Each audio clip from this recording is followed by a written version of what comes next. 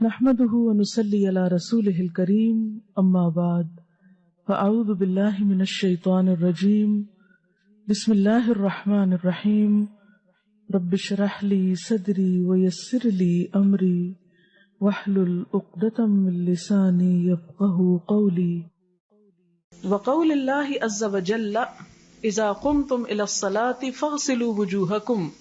وضو کے بارے میں اللہ سبحانہ وتعالی کا قول ہے اذا قمتم، جب کھڑے ہو تم، الی الصلاۃ، نماز کی طرف، فاغسلوا وجوہکم، تو اپنے چہروں کو دھو لو، وایدیکم، اور اپنے ہاتھوں کو، الی المرافق، کوہنیوں تک، وامسحوا، اور مسح کرو، برؤوسکم، اپنے سروں کا، وارجلکم، وارجلکم ہے زبر کے ساتھ آنا چاہیے، اور اپنے پاؤں کو دھو لو، الی الکعبین، ٹخنوں تک.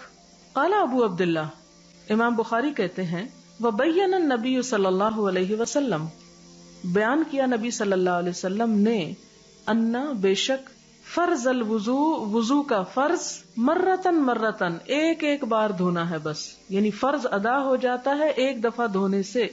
وتودع ایضا مرتین، آپ صلی اللہ علیہ وسلم نے کچھ مرتبہ 2 دفعہ بھی صرف دھویا، یعنی ایک دفعہ بھی دھویا اور 2 مرتبہ بھی دھویا، وثلاثن، اور 3 مرتبہ بھی. یعنی وضو کے اعضاء کو ایک مرتبہ دھونے سے فرض ادا ہو جاتا ہے، لیکن 2 دفعہ بھی دھویا جا سکتا ہے اگر پانی کم ہو، لیکن اگر پانی وافر ہو تو 3 مرتبہ دھونا افضل ہے. جس نے 1 مرتبہ دھویا اس کو آپ کافر یا فاسق نہیں کہہ سکتے. اب یہاں ان مسائل میں یہ چیز آپ کو اچھی طرح ذہن نشین ہو جانی چاہیے کہ کسی کام کے اگر کرنے کے 2 یا 3 طریقے بتائے گئے ہیں تو اس میں آپ اپنی سہولت کے مطابق جو لے رہے ہیں لے لیجئے، اور جو دوسرے کو پسند ہے اس کو کرنے دیجئے، جھگڑے نہیں. ولم یزد علی ثلاث، ہاں 3 سے زیادہ کا ذکر نہیں ہے، 3 سے زیادہ نہ کیا جائے.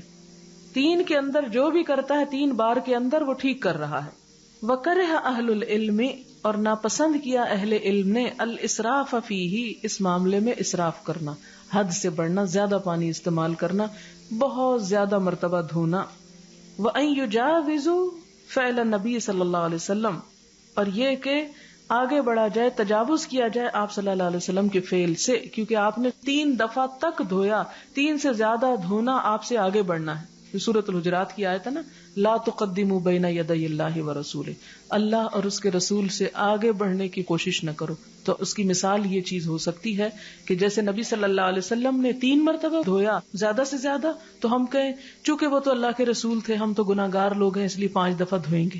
نہیں، اس کی اجازت نہیں ہے.